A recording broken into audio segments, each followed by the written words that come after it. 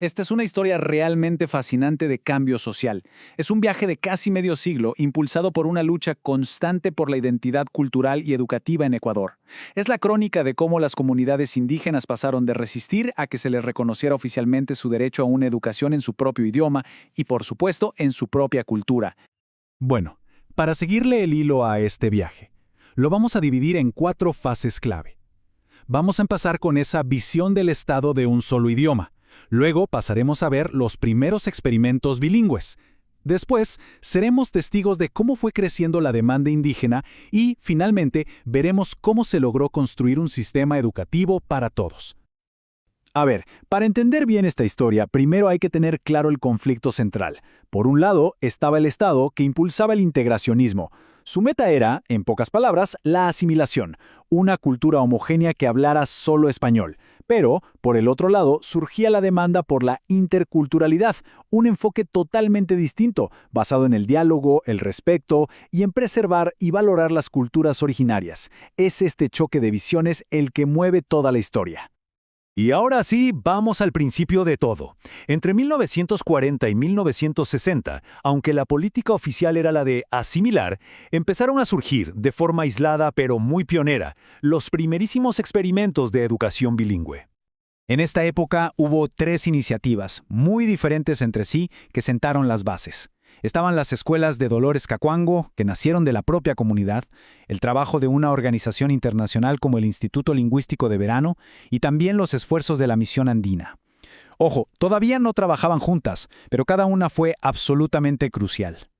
Y aquí está la clave de todo. Las escuelas de Dolores Cacuango no eran un proyecto que venía de afuera, no, fueron la primera manifestación de una resistencia educativa organizada desde adentro, desde la propia comunidad.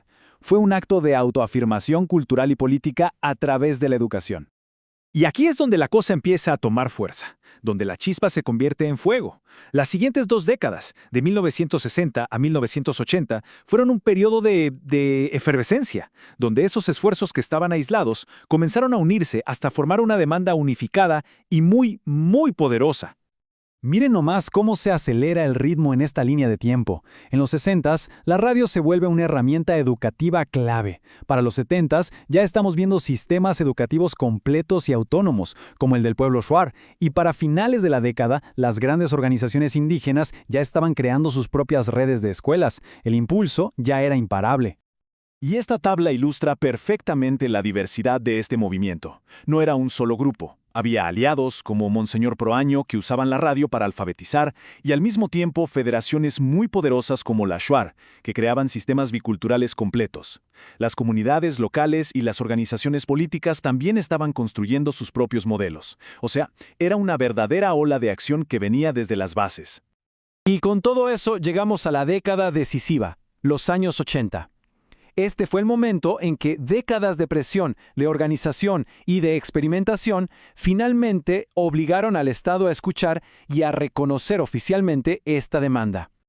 Entonces, la pregunta es, ¿cómo se logró? Bueno, el camino fue sorprendentemente claro. Primero, los proyectos en las comunidades demostraron que sí era posible. Luego, las organizaciones indígenas se unificaron para presentar una demanda política sólida. Esto los llevó a un exitoso proyecto piloto con el Estado y finalmente al gran logro, la creación de una institución nacional. DNAIB, esto no es solo un acrónimo, es la culminación de décadas de lucha. Su creación en 1988 significó que la educación intercultural bilingüe dejaba de ser un proyecto de resistencia para convertirse por fin en una política de Estado oficial, un derecho reconocido. 48. Pensemos un momento en esta cifra. 48 años. Es casi medio siglo. Ese fue el tiempo de lucha, de perseverancia y de dedicación de miles de personas para lograr este cambio histórico. Esto nos demuestra la increíble persistencia que puede tener un movimiento social. Y todo esto nos deja con una pregunta final para reflexionar. La creación de la DNAIB fue sin duda una victoria monumental, la meta de una lucha larguísima. Pero, ¿fue realmente el final del camino? O más bien el comienzo de una nueva etapa con sus propios y nuevos desafíos para la educación intercultural? Una pregunta que resume a la perfección este increíble viaje.